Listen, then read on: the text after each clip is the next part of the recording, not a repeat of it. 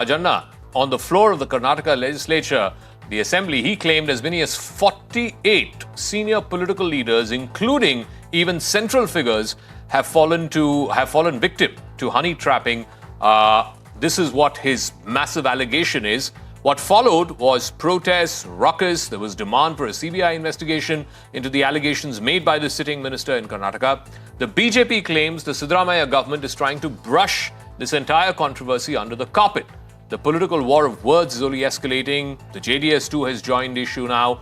Now, here's what Minister Rajanna is alleging, that a minister from Tumkuru has been caught in the middle of a honey trap scandal. He says that people's representatives are being blackmailed, and he's made this really alarming claim that 48 politicians, including several central figures, have fallen prey to this political trapping.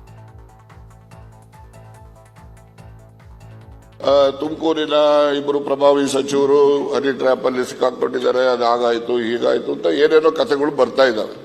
ತುಮಕೂರಿನಲ್ಲಿರೋರು ನಾನೊಬ್ಬ ಇದ್ದೀನಿ, doctor Parameshwar ಅವರು ಕೂಡ ಇದ್ದಾರೆ, ನಮ್ಮಿಬ್ರೇ ಅಂತ ಅವರ ಉದ್ದೇಶ ಅಂತೇಳಿ ಅನ್ಕೊಳ್ತೀನಿ.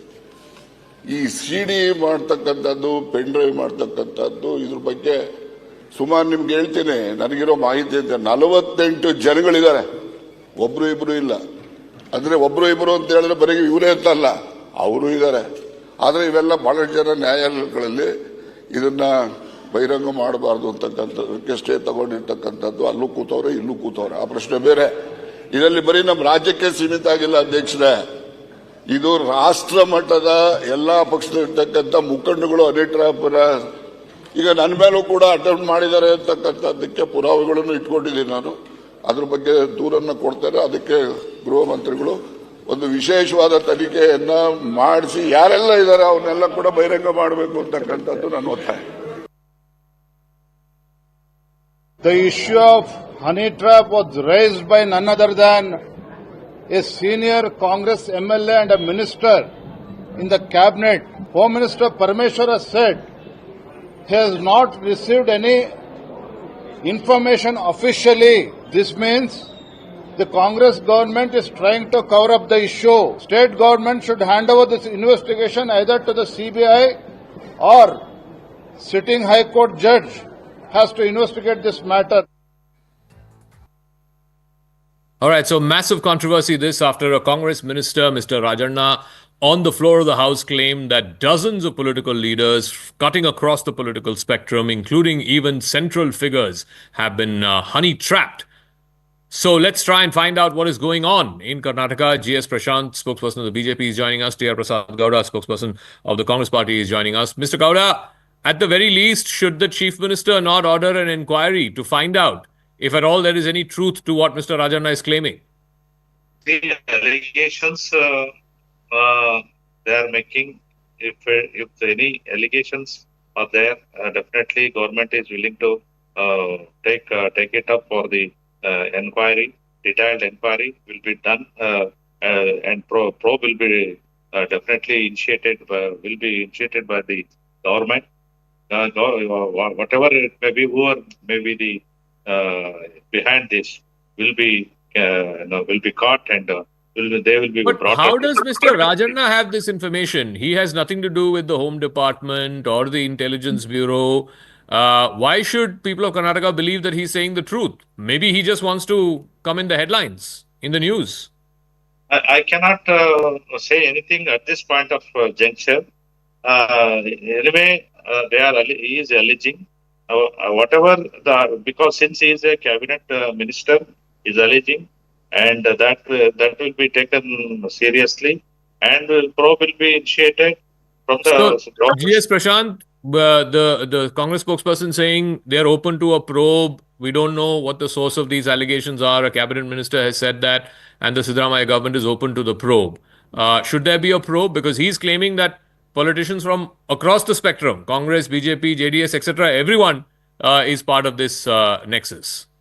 See, firstly, I think it's a record of sorts wherein a sitting cabinet minister has, on the floor of the House, admitted that he is being honey trapped, or there are a lot of people honey trapped, which means it only indicates that Congress leaders are having this low moral standard saying that we have been honey trapped. What does it mean? And you also had Satish Jagioli coming out and giving out statements saying, look, I think 2 ministers were involved, they were caught or they were being honey trapped. What does this mean? Which means they have indulged in certain activities which they should not have, and which now they feel that has been recorded by somebody else and they're in the fear of getting caught. This is loose moral standards, and a probe has to be undertaken by a sitting High Court judge or by a central agency. Because No, but Mr. Prasad, he's saying this could involve members of the BJP also. See, we are not giving credence to what Rajana says, but look at from the position what he is holding as a cabinet minister, making a statement that he himself was honey trapped or he fears that he has been honey trapped. So therefore, why don't you have an impartial probe by a central agency or a sitting High Court judge monitoring it so that there is more seriousness to it? Because otherwise, Karnataka already is having multiple issues in terms of law and order, and you're having the appeasement politics happening, and now in between that, to bring in this issue, what do the people of the state think about Congress legislators and the MLAs here? Yes, Mr. Gowda, very quickly, yeah. Government is ready to do any kind of probe into this kind of allegations what cabinet minister is making, and we ourselves are capable. Our police force is capable of doing any sort of inquiry, and we are not for anybody, whether they belongs to any party, whether Congress, JDS or BJP. We are ready to probe, and whoever behind this will be brought under the standard of the... So just give me a moment. So we'll await that probe. So far, no probe has been initiated by the state government, but we'll await that probe. That's the assurance from the Congress spokesperson. But I want to ask both Mr. Prashant and Mr. Gowda to stay on with us, because that's not the only controversy that has been plaguing the Karnataka Assembly session that's going on. So in the middle of this alleged honey trap scandal, there's another controversy that's brewing in Karnataka. The state government plans to bring in a law which will increase the salaries of MLAs, ministers, even the chief minister, and quite substantially at that. Now, the defense given by the government is that this is a demand that cuts across party lines. BJP legislators wanted, JDS legislators wanted, Congress MLAs, of course, wanted, and that the expectations from voters have increased manifold, especially after these guarantees were promised a couple of years ago. But at a time when the private sector, even IT companies, many of which are headquartered in Bengaluru, are talking about an impending slowdown, they're talking about layoffs, they're talking about single-digit increments this year. Isn't this going overboard by our netas when they want to introduce 50% and 70% and sometimes even 100% hikes in their salary? Now, let's bring you up to speed with what the details of this bill are. CNN News 18 has managed to procure a draft copy of this bill, which is likely to be introduced in the Assembly. It is not a 25 or a 50, but a massive 100% hike in salary is what they're talking about for MLAs, ministers, and even the Chief Minister of Karnataka. So for the Chief Minister, the hike goes from 75,000 rupees, that's the current salary, 75,000 rupees, to 1.5 lakhs. That's a straight doubling of the salary. For ministers in the cabinet, the salary that currently stands at 1.25 lakhs, earlier it was 60,000 rupees. So there again, it is more than double. From 60,000, it's gone up to 1.25. That's again more than 100%. MLAs, members of the Legislative Assembly, are looking at again 100% doubling of their salaries from 40,000 rupees, which it is currently, to 80,000 rupees, which it will be after this bill is passed. Pensions for MLAs and past MLAs have also increased by 25,000 rupees. The earlier allocation was 50,000 per month. Now it's been raised to 75,000 per month. Furthermore, the additional pensions have been raised by 150%, is the amount that stands at 20,000 rupees right now, which was earlier a mere 5,000 rupees. See, there was a demand from a few of the opposition party members. It was deliberated by our leaders, and thought that I think let them come before and explain, because they feel that there is a salary disparity compared to other states. None of the MLAs from the Bharatiya Janata Party or JDS, nobody has raised this issue. Nobody has raised this issue. Nobody demanded, no MLAs from BJP or JDS have demanded increase in the salaries. and pensions. State government has voluntarily taken this matter, and this is not the timing when entire state is in a great distress. So, Mr. Gowda, please explain to our viewers, they are watching you right now, many of them in Bengaluru city who are part of the IT workforce. IT itself is going through a downturn, but MLAs want their salaries to go from 75,000 to 1,50,000. Suzaka, this is a long-standing demand by MLAs of all the parties, and not only from Congress. It is a long-standing, even during the time of Bommai, Yediyurappa, and earlier Kumaraswamy. It is a long-standing demand by the MLAs. If they don't want this facility, let all the parties, MLAs give it in writing that we don't want in hiking the salary. The same money can be utilized for the people's welfare, below poverty line people. No, sir, but who will give in writing that they don't want a salary hike? Will you do that? Will Mr. Prashant do that? Will I do that? Nobody will say, sir, I don't want a salary hike. Sir, Mr. Zaka, government is willing to hike their salaries, everybody's salaries, MLAs of all the parties, and accordingly, CM salary will hike. And today our CM will be there. Tomorrow, some other CM will come, but that will be enforced for everybody in future. Okay, Mr. Prashant, so Mr. Gowda is saying it's not just Congress MLAs, even BJP MLAs have been asking for a salary hike. Last time it happened was 3 years ago. Voter expectation has gone up. And how does it matter? Because tomorrow, if there's a change of government, this new salary structure will continue to be in place. That's his justification. Zaka, this is nothing but misplaced priorities of the government. You've seen as to how Siddaramaiah has splurged on air travel, more than 10 crores. He has undertaken trips in choppers to Mysore after the expressway, which takes only about 1.5 to 2 hours. He has undertaken multiple trips to Mysore in choppers, and it indicates how the public money has been spent. Now, nobody sought for it directly, which means had Congress not introduced this bill, BJP would not have had the right to even bring up the bill. And Congress can withdraw the bill. If Congress really feels that they need not give it, they can withdraw the bill. On one hand, they have appointed their Congress workers to guarantee working schemes, guarantee implementation schemes. They have been paid money there. And now they want their MLAs and ministers, everybody to have a hike.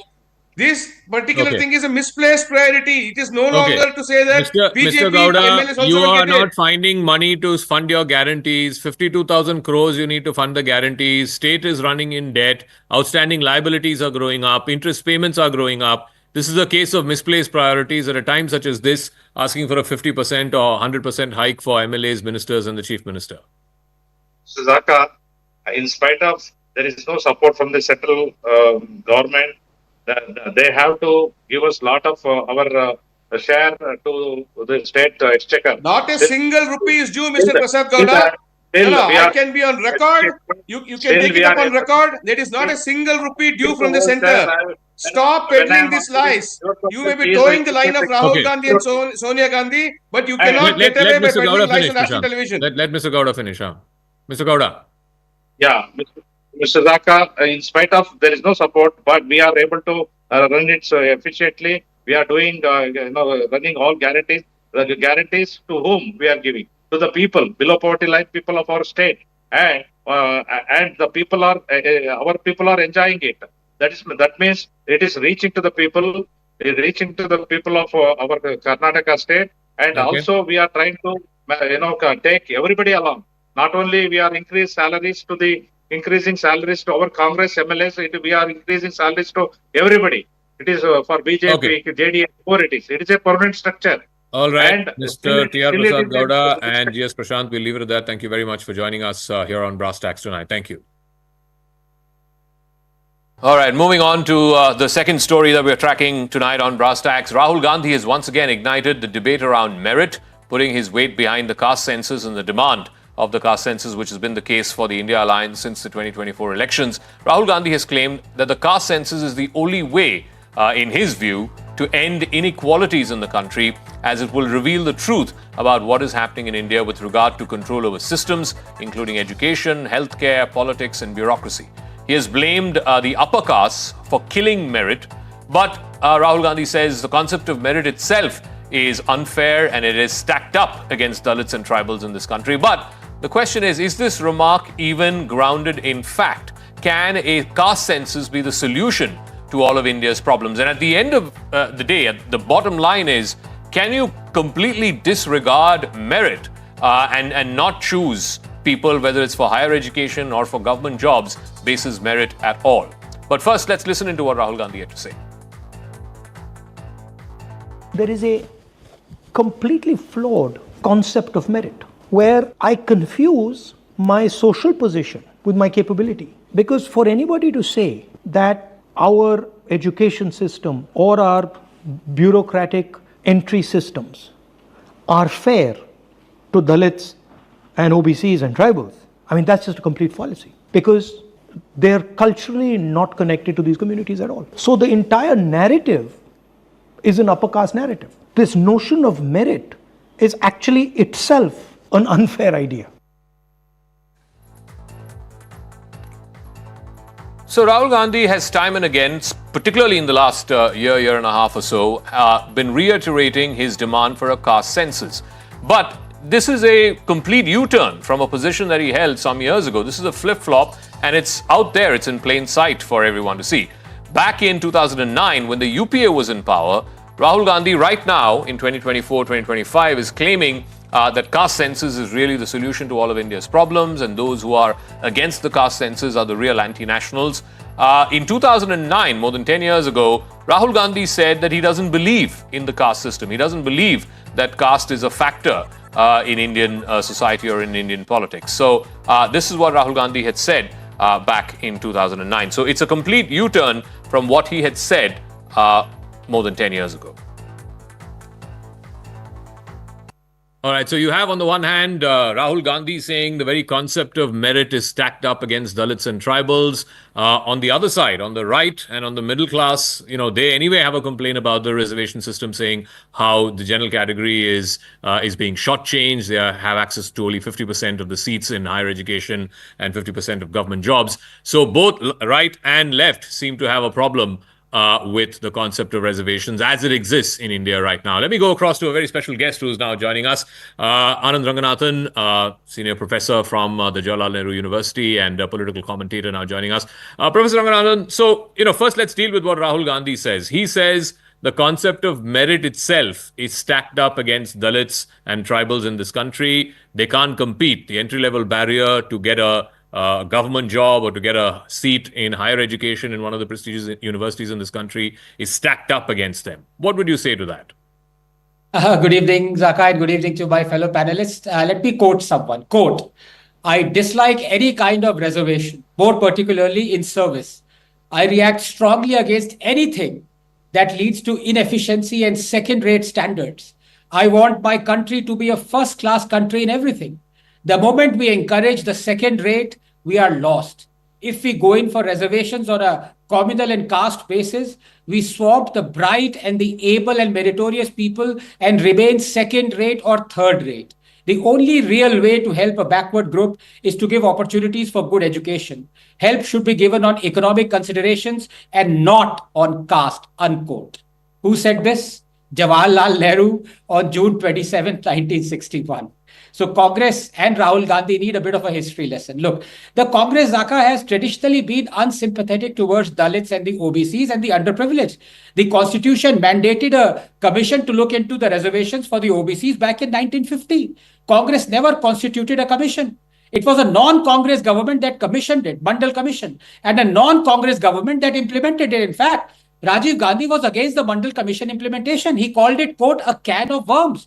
To tell you of how shameless the Congress placates its Muslim vote bank at the cost of the underprivileged, the Congress government has reinstated the 4% blanket reservation quota to Muslims in Karnataka, saying all Muslims can avail of this quota. to say, Zaka, that every Muslim of Karnataka belongs to the backward class and can now also avail of reservations is just bizarre and makes a mockery of the real purpose of why we have reservations in the first place, to benefit the most underprivileged. I talk here of the Rohini Commission that found 97% of the reserved jobs and seats go to only 25% of OBC subcaste, and only 10 OBC communities have taken the 25% of reserved central jobs and institution seats. 37% of communities under OBC category had zero representation in jobs. We also need to put an end to appeasement done by politicians and political parties when it comes to dividing the OBC quota, chief among them Congress. Let me now talk about the hypocrisy relating to policy. Rajiv Gandhi Foundation disallowed SC/ST reservations on the grounds that one cannot get experienced people in underprivileged classes. It is amusing that Rahul Gandhi is now waxing eloquent about caste census when it was his government at the center that conducted the caste census but did not make it public for 3 years.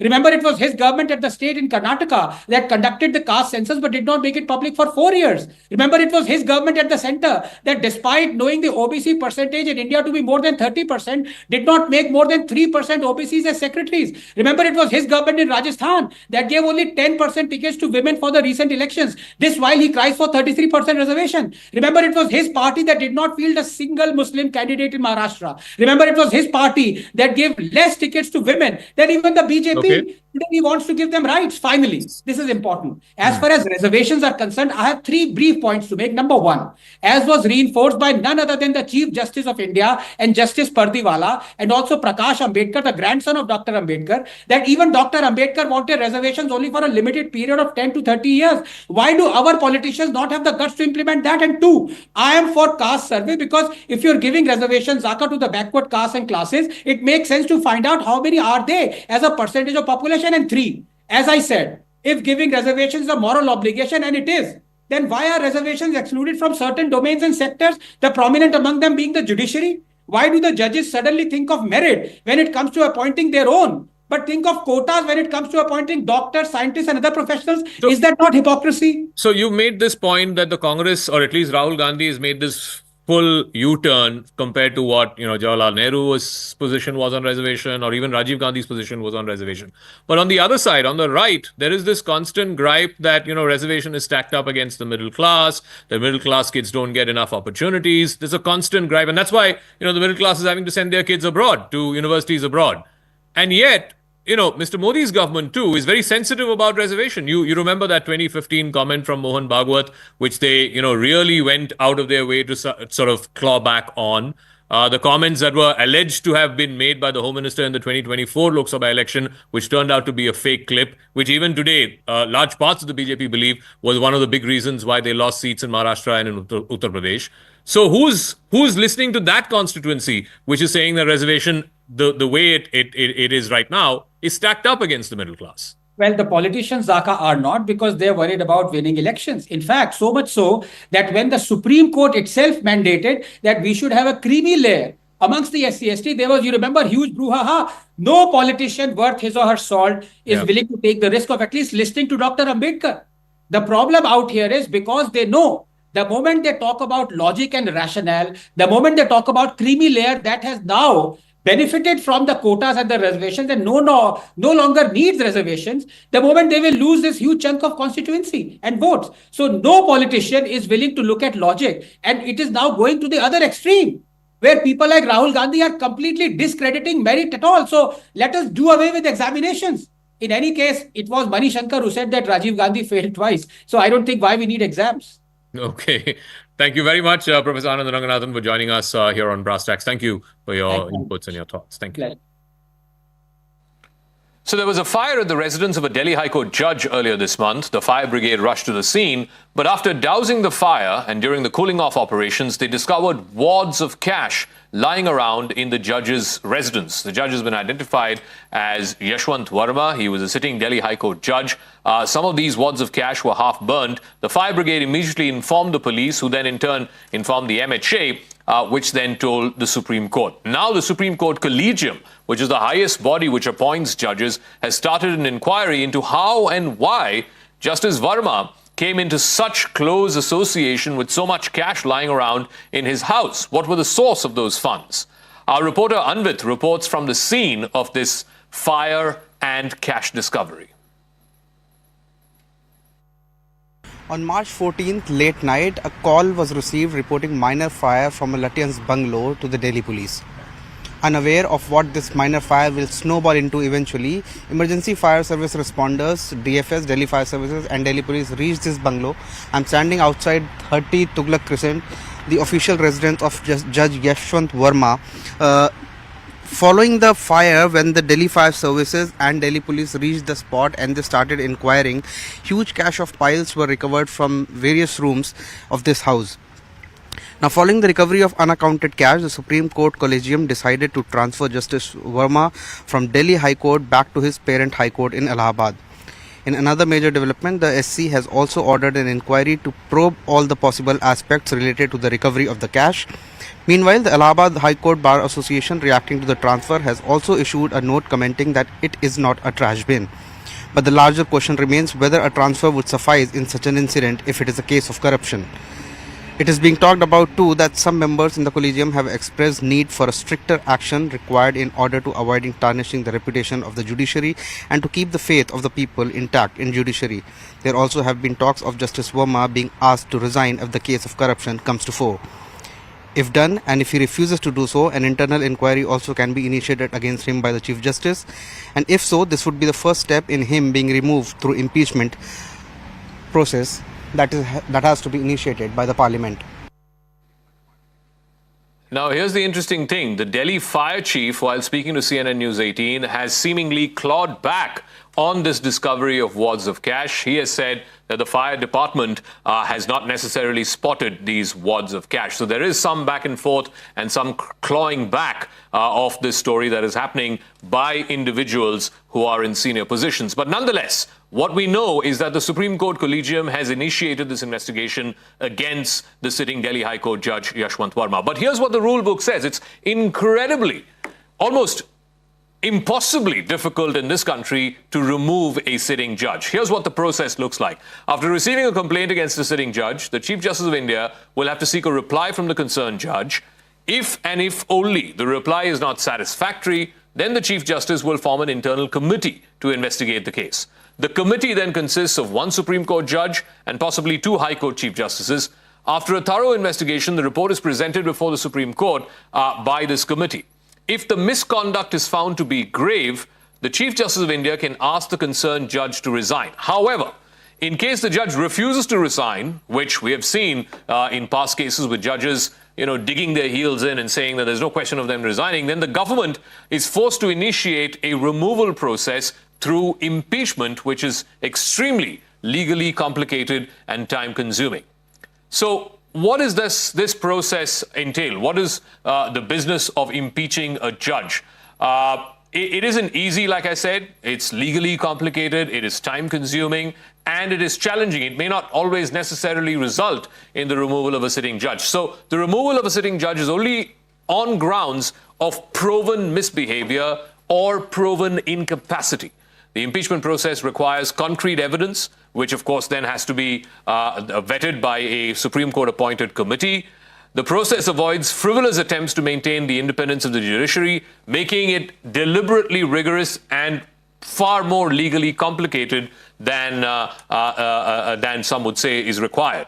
Furthermore, the committee of judges investigates the allegations and deliberate upon the same, again, which is a time-consuming and legally complicated process. It requires, as I said, meticulous proof to be put forth.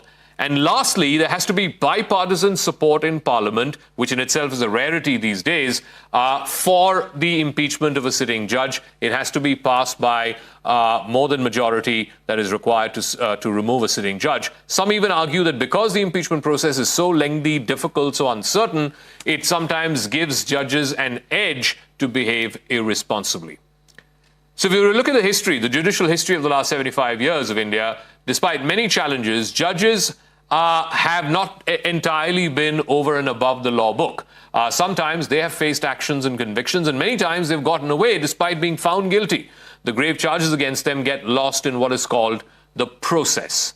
Justice V. Ramaswamy, for example, he was the first Supreme Court judge in the country to face impeachment proceedings for alleged extravagant spending on his official residence. However, despite being found guilty by the panel, the impeachment failed in the Lok Sabha because of the Congress party's abstentions. 196 voted for his removal, 205 abstained. Justice Soumitra Sen of the Calcutta High Court was found guilty of misappropriating more than 30 lakh rupees as a court-appointed receiver in 1983. He was the first judge to be voted for removal by the Rajya Sabha with overwhelming majority. Justice S.K. Gangele faced allegations of sexual harassment, and an inquiry committee was constituted to investigate the charges. The committee ultimately cleared him of all wrongdoing. The Justice Deepak Mishra case was one of the most high-profile cases that involved a sitting Chief Justice of India. The impeachment motion was politically charged. The Rajya Sabha chairman rejected the motion at the preliminary stage itself.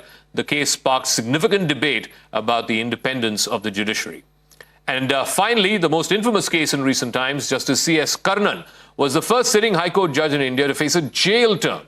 The former judge now was found guilty of making allegations against fellow judges. Even as the debate over impunity for the higher judiciary rages on, the question remains, is it time for judges also to face action for charges that they are found guilty of? And does the collegium need an upgrade to deal with exactly this kind of issue?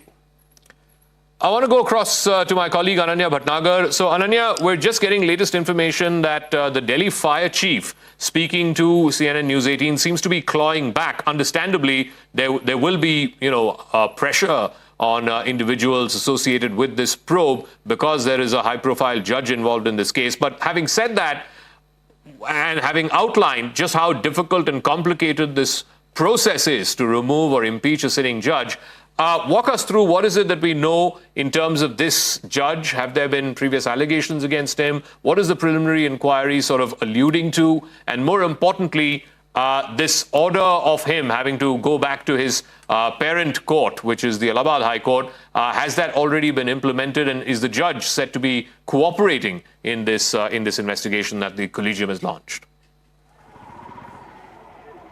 Well, Zaka, this is Justice Yashwant Verma of the Delhi High Court, who was previously his parent High Court is Allahabad. And as far as the collegium is concerned, it has initiated, in fact, an inquiry into this particular matter. Not only that, what we have been told is that why the first step of, in fact, transferring him was taken because he comes to be one of the senior most judges, in fact, the top 3 judges of the Delhi High Court. And if at all he continues to stay at the Delhi High Court, he will be a part of the Delhi High Court Collegium, which selects the judges of the High Court itself and, sends recommendations to the Supreme Court Collegium itself for appointment of judges at the Delhi High Court. So, if at all, so that, this kind of incidents does not happen, the institution goes on to function in a proper manner. He has been transferred back to the Allahabad High Court, where his seniority comes to be on the 9th position, and hence he does not hold any kind of such administrative or crucial power as far as this is concerned. Now, if I talk about Justice Yashwant Verma, it's not the first time that he's been in controversy. He is one of the judges who had faced a CBI FIR.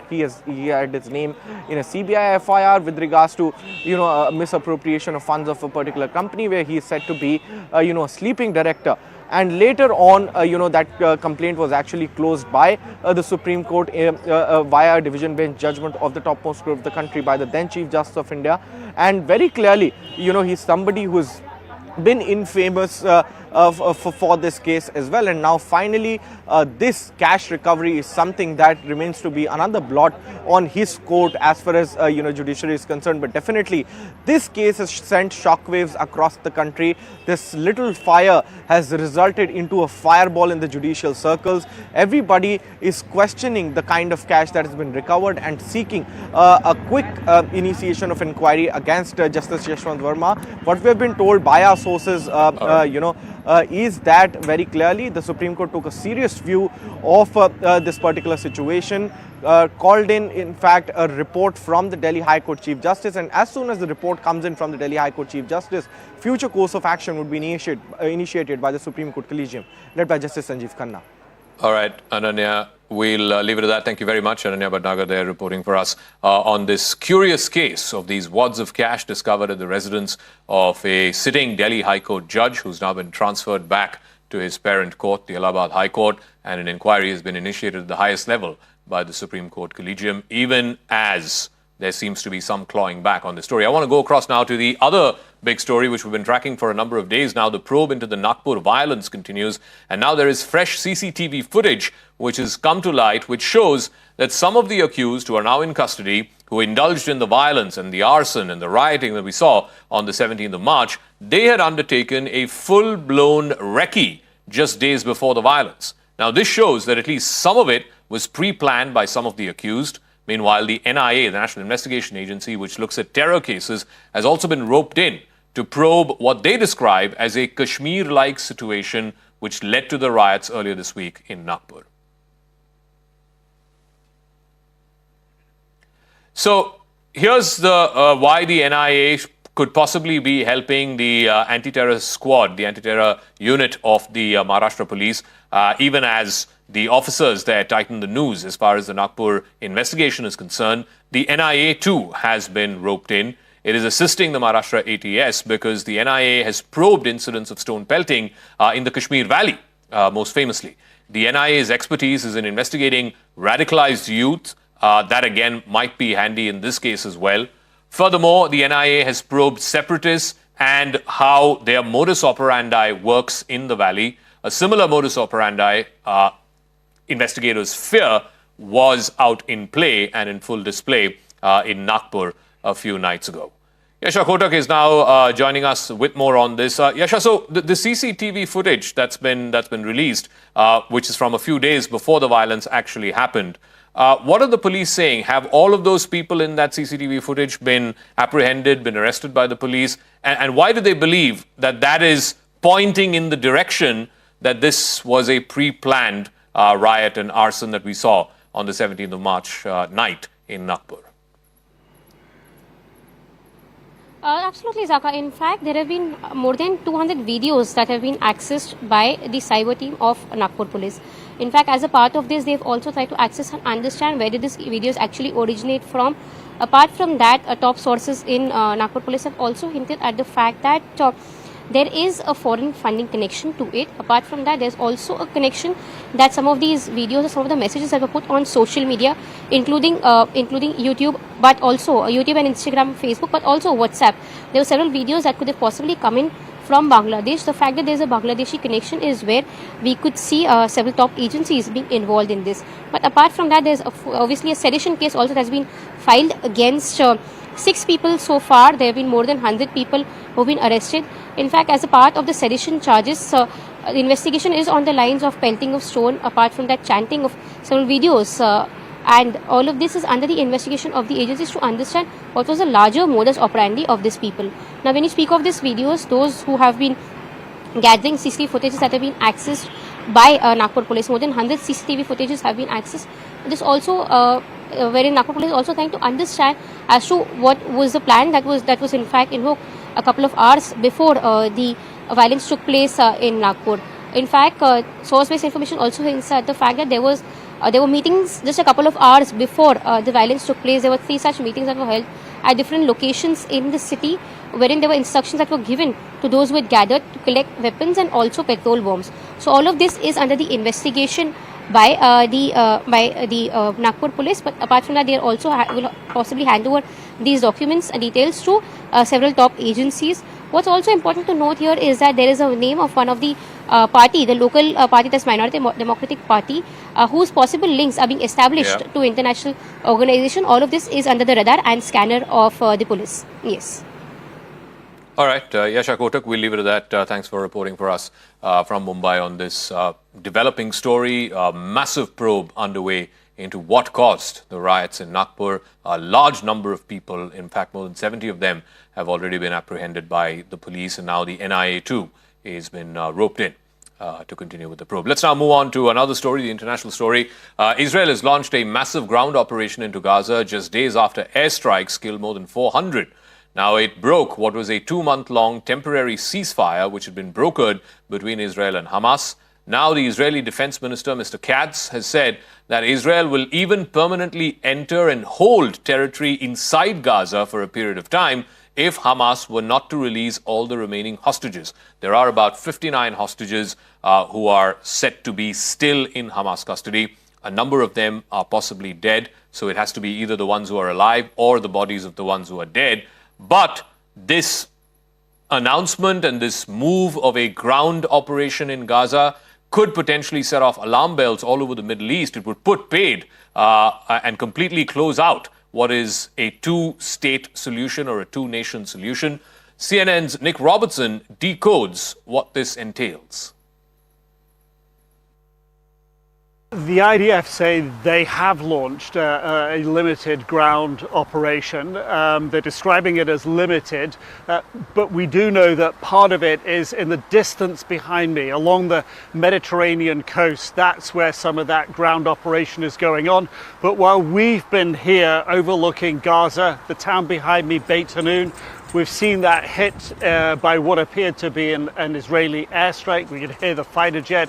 We could see the huge plume of smoke rising up from that. And when you zoom in with the camera here and take a look at the terrain there, Beit Hanun is already incredibly damaged from the previous 15 months of fighting.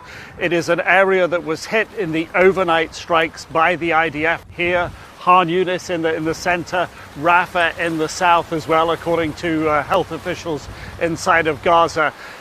The IDF dropped warning leaflets telling people in this northern area behind me to evacuate the ground. The defense minister is saying that what could come now in terms of air and ground operation could be worse than the people the Gazans have seen before. And in fact, he implied that if they didn't get rid of Hamas themselves, then there could be complete ruin and destruction inside of Gaza. So the threat at the moment does seem to be very big. And for the first time, Hamas, since the ceasefire broke down, and they would say, because Israel never engaged in the phase 2 talks as they were expected and as had been previously agreed, phase 1 to phase 2 talks, Hamas launched rocket strikes, not just small rockets, by the way, some of their larger ones that could reach as far as Tel Aviv. That's what they said they were targeting. One of those rockets was intercepted by the IDF. The IDF said the other two fell into open spaces.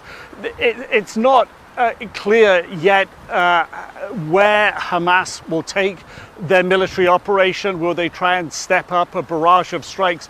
But certainly what we saw over the waning months of the 15 months of fighting was that Hamas's arsenal of rockets was incredibly depleted. They fired only very, very rarely. And now people in the north of Gaza really being prepared by the Israelis, by the IDF, to expect a ground operation.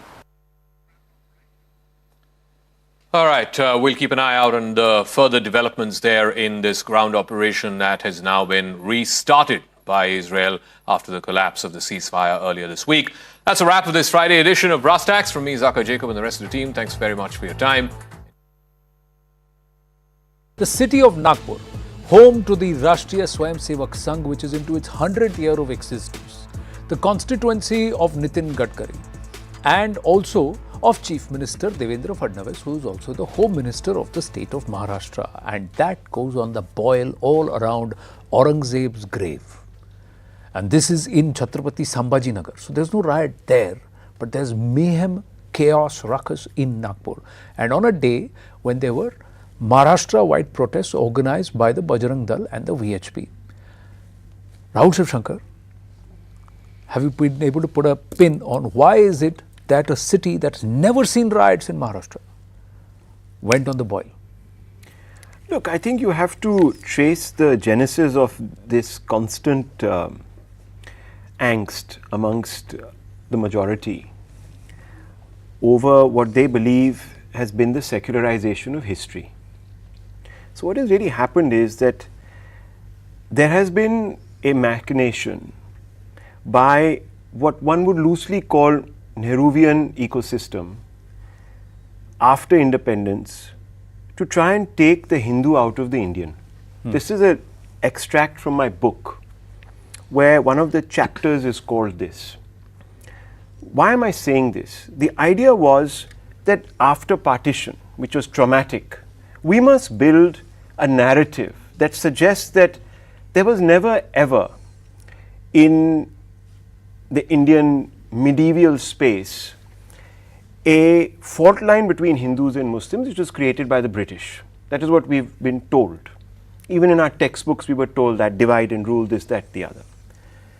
And this experiment led to the obscuring of what many people say is a sense of deep-rooted Muslim separatism, which led to Pakistan. And the movement did not start, as many people say, with Jinnah. It started much before, with many people coming out, even Allama Iqbal talking about the land of the pure and so on and so forth. So a large number of settler colonialists that belonged to the Muslim religion came in waves, and they were not just interested in colonizing the country, but eviscerating what they thought was a real threat to their culture, removing Hindu culture completely. So it led to the destruction of temples, the evisceration of identities, and so on and so forth. Now, we haven't had a closure. And a closure, as I mean, a truth and reconciliation. There's a word for it in German. It's a very long word, which I have in my book, and I don't want to sort of mispronounce it here. It talks about, and people like Ashwin Sanghi, etc., who I came across their writings, etc., have talked about it. We've never had a closure. We've always been told that there is this Jamna Yamna, Tehzeeb, Ganga Jamna, Jamuni Tehzeeb, and all of this. And people like Pawan Verma have come out and critiqued it. They've said that, look, you can't just constantly go out there. In his great book, which he wrote, The Magnificent Hindu Civilization, he writes at length about this attempt. And historians that I know closely, like Romila Thapar, etc., led this drive. Now, there might have been a reason, but the fact is that that seam that runs through, I call it the primordial, seam, has never really been reconciled. And there are these lingering problems. And if people will come, and for political reasons, I'm not saying that this is some great, so for political reasons, if you come out and say that, look, we are going to Aurangzeb's mazhar and we are going to pay obeisance, who are you hurting? So there is this sense of hurt. And I think that everyone in a society, if you want to be an inclusive society, you need to be sensitive to another person's sensitivities. I mean, do you have, for example, in Israel or even in Germany, a Hitler Street, do you know that the city called Stalingrad was removed from the Russian lexicon? Why? Because Stalin was associated with persecutions of minorities and majorities in Russia. Today you don't have a Stalingrad, but in India you have Aurangabad. You have, Bhaktiyarpur station next to Nalanda and several others. So I think this is the real problem. You're saying you're putting it down to the primordial, irreparable or no, I'm not saying it's irreparable. There is a method to repair it, but you cannot hide history behind false narratives. People accuse the BJP of being the people who are going to rewrite history. History was rewritten. Correct. And I have in my book annotated documents from government files dating back to Radhakrishnanji, where letters were sent out to various ministries on how to create this new narrative, this Ganga Jamuni Tehzeeb, which, like the Prime Minister, for example, got criticized for visiting a particular Sufi saint's, at least going to the Siddhi Said Mosque. Yes. Now and recently, for a musical event. Now, people said that, look, while yes, you could say there are a lot of things, and, that gentleman wrote lovely couplets and sonnets talking about Hindustan, but there were also these aspects of it, but we've never been told those aspects. Correct. So you can't expect one community to forget the hurt without actually having a mechanism to resolve it. So truth and reconciliation suggested by a justice in the Supreme Court in the context of the Article 370 judgment, I think is long delayed. I don't have much confidence in it. Because I'll give you an example. You see, we talk about living together in complete unanimity and harmony, etc. But then why do we have some people talking about infidels? Why is this word used? And there is a Hindi word used. Kafir. So what does that mean? Who is a kafir in this country? If you believe in secularism and you have resolved to secularism, why do? Secondly, I want to ask you, if a politician goes to a mazhar of Aurangzeb and you know that it's going to cause hurt amongst Hindus, and politicians will take advantage of that and rally their Hindu Where are the Muslim moderates who say actually not in our name? Correct. So this is the real point taken. Zaka, your thought? Okay, I'm just going to read something that one of our reporters incidentally asked a question of a senior political figure. When asked if Aurangzeb is still relevant today and whether his tomb should be removed or not, Sunil Ambekar, Akhil Bharatiya Prachar Pramukh of the RSS says, quote, I think it's not relevant. This is not Asaduddin Owaisi saying, this is not Rahul Gandhi saying or Uddhav Thackeray saying, this is Mr. Sunil Ambekar. Clearly, he's not from the Nehruvian ecosystem. Okay, so the point is, clearly, the only thing that I agree with what Rahul just said is this is being done for politics. Let's be very honest about it. It's not like being done for any altruistic reasons. This whole business of revisionist history is not confined just to India. Look at what's happening in the US. This whole raising down of the Confederate statues, glorifying slave owners. This is stuff that is happening around the world. It may be born of a certain grievance. But the point is that grievance cannot be addressed in this 21st century because the person who caused that grievance is dead and gone in the 17th century. This Truth and Reconciliation Commission that's been talked about, the only parallel that I can think of where there was actually a Truth and Reconciliation Commission, and I frankly I don't know how much it actually helped that country, was when South Africa came out of apartheid in the late 80s, early 90s. They had a Truth and Reconciliation Commission. And not the only country. Northern Ireland, Catholics and Protestants. The closest, but they are of the same. I mean, that doesn't matter. The point is that they're sworn to. No, they're not believing in two different gods. No, that's fine, right? but they believe in two different ways. To get to the God, and that led to a lot of bloodshed. To get to the same God. Yeah, anyway, but that's a minor detail. Let's not belabor that point. But there was a Truth and Reconciliation there. It's a minor detail.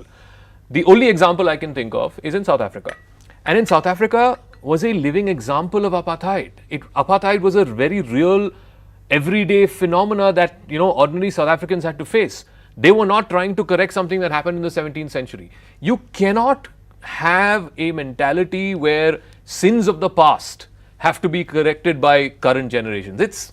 I mean, you're not going to become Viksit Bharat if you're going to correct 1798 historical grievances in 2025. Come on, so we have to have a forward-looking, progressive, and as Mr. Ambekar said, people in the 17th century are not relevant for today. So let's bury those ghosts. And I thought we did after 15th of August 1947, but clearly we haven't after 75 years. So now my you answered my question. Why haven't we been able to bury the ghost? So no, my 2 minutes on this whole thing. First up, let's break it down. Politics, the reality on this politics is that there are 50 odd municipal corporations and municipal elections, body elections, which are scheduled in Maharashtra, and this come at the back of Lok Sabha, and then a very, very long, drawn and intense Vidhan Sabha election. So now to whip up the electorate and whip up the cadre, whip up everyone, there's got to be an emotive chord, and somewhere the movie Chhava did that as and it whipped up the frenzy. The other point is, here is the problem, and I'm going to address both sides, so please give me a listen here. The first part is, the Muslim leaders of our country, when they try to stand up in defense against the so-called Hindutva forces onslaught, from my end, they are batting for the wrong heroes. So, and here is it, in Chhatrapati Shivaji Maharaj's army, there were more than nearly 65,000 Muslim soldiers who fought for 20 odd years against the Mughals. So why not eulogize them? So Siddhi Ibrahim was a bodyguard of Chhatrapati Shivaji who saved him from Afzal Khan.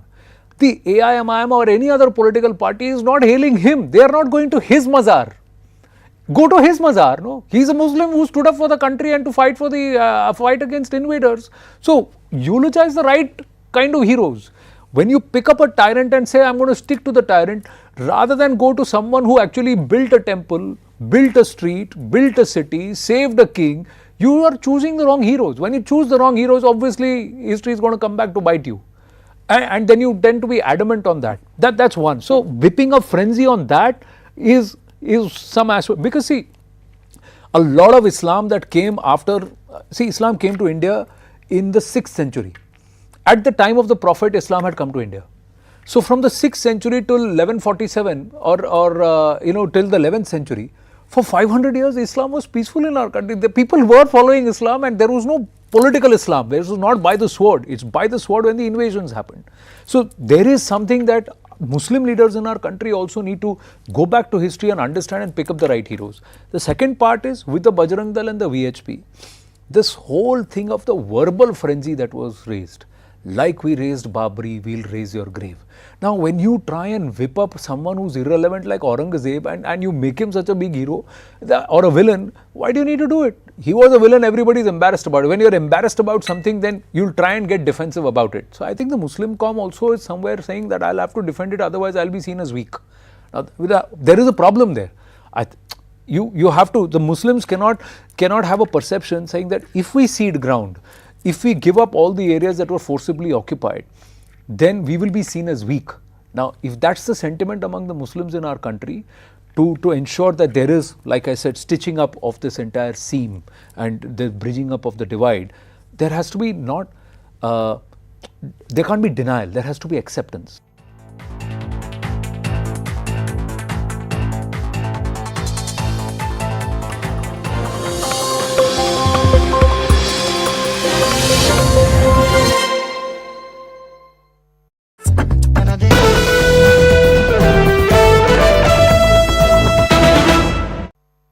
Honourable justice Yashwant Varma ji के ऊपर ये लगा है charge. उनके घर से मिला है कैश और काफ़ी बड़ी मात्रा में मिला है। ये ऐसा पता चला है जो मीडिया की खबरों से हमें पता चला है। हमें अपनी व्यक्तिगत जानकारी नहीं है, लेकिन मीडिया की खबरों से यही हमें जानकारी है।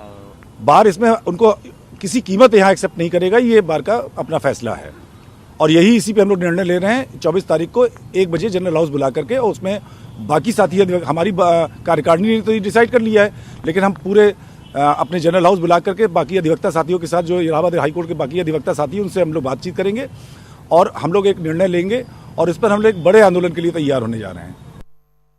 So more and more questions now emerging from top lawyers across the country, including Harish Salve. He's also spoken out against the in-house investigation that has been ordered by the Supreme Court, as well as the transfer of Justice Yashwant Verma from the Delhi High Court to the Allahabad High Court. He was speaking to CNN News 18's Rahul Shivshankar. This is what he had to say.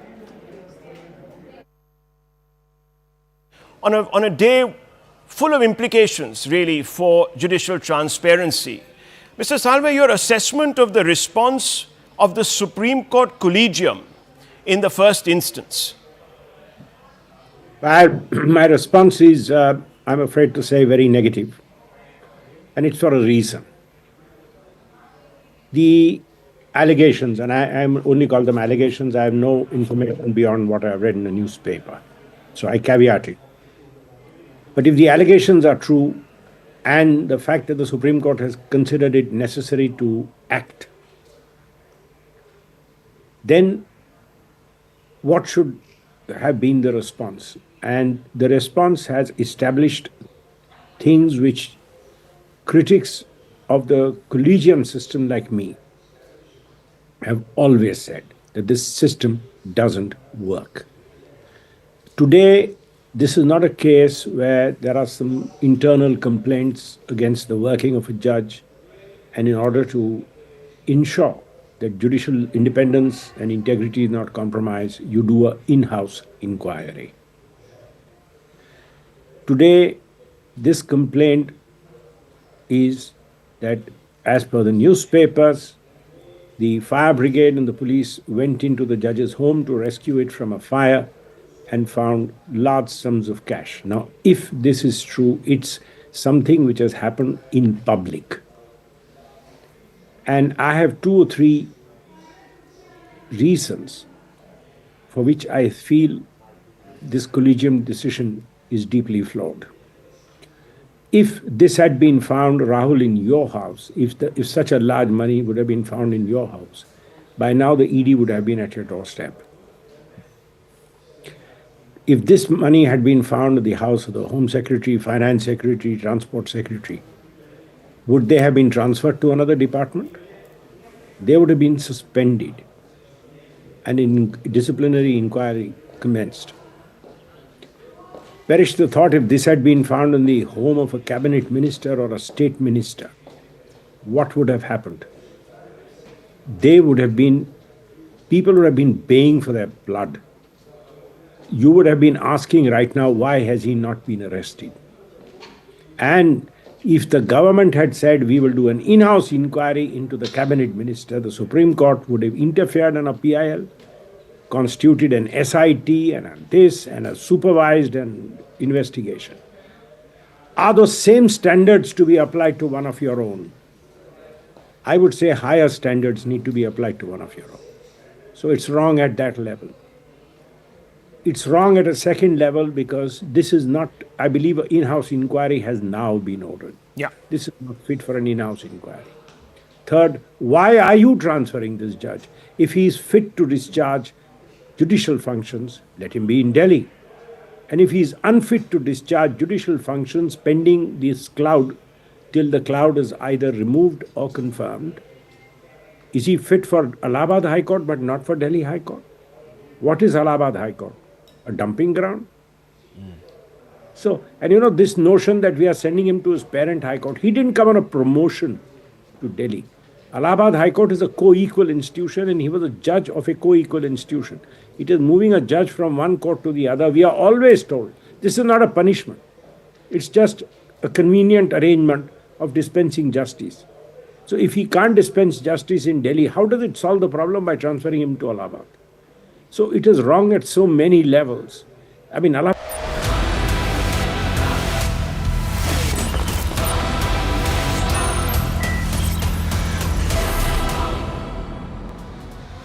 Viewers, you don't need any reminding, but sometimes the obvious needs to be stated.